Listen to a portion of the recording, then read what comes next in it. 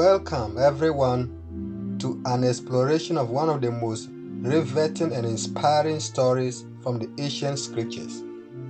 Picture this: a turbulent, war ravaged land where power hungry kings clash in brutal battles, where loyalty and courage shine against a backdrop of treachery and greed. Amidst this chaos, a figure of unwavering faith and integrity emerges: a man named Abram. In the heart of Genesis 14, we find a narrative that not only captures the drama of ancient Near Eastern warfare, but also imparts profound lessons on faith, righteousness, and divine blessing. This is a story of a daring rescue mission where Abram, driven by loyalty and guided by divine favor, undertakes a perilous journey to save his nephew Lot from the clutches of marauding kings.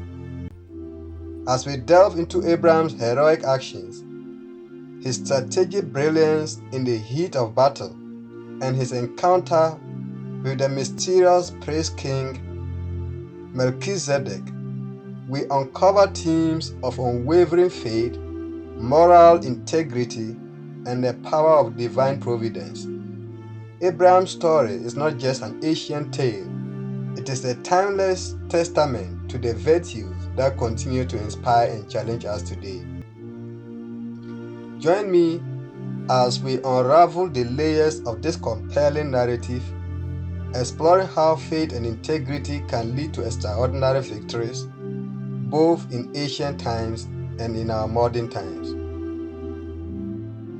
Four kings of the East: Amraphel, king of Shinar; Arioch, king of Elasar; Chedorlaomer, king of Elam; and Tidal, king of nations, made war against the kings of Sodom, Gomorrah, Admah, Zeboim, and Bela.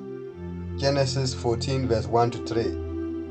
The kings of Sodom and their allies had served Chedorlaomer for 12 years, but rebelled in the 13th year. Genesis 14 verse 4. In response, Chedorlaomer and his allies attacked various peoples, including the Rephaim, Zuzim, Emim, and Horites. Genesis 14 verse 5 to 7. The kings of Sodom and their allies joined battle against the four kings in the valley of Siddim, which was full of asphalt pits. Genesis 14 verse 8 to 10. The kings of Sodom and Gomorrah fled, some falling into the asphalt pits, and the victors took all the goods and provisions of Sodom and Gomorrah. Genesis 14 verse 10 to 11.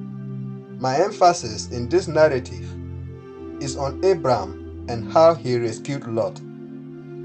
In Genesis 14 12 to 24, the narrative highlights Abram's actions following the capture of his nephew Lot during the battle between the four kings from the east and the five kings of the Jordan Valley. This passage can be broken down into several key elements and themes.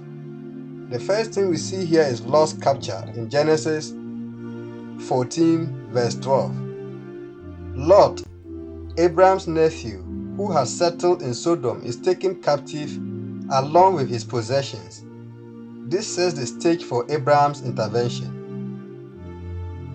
In Genesis 14 verse 13 to 14, Abraham, upon hearing of Lot's capture, mobilizes 318 trained servants born in his household and pursues the captors as far as Dan.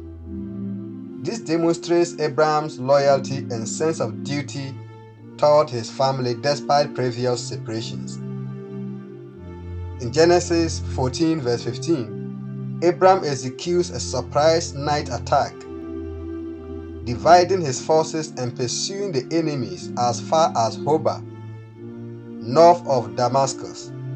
His strategic and courageous action leads to victory.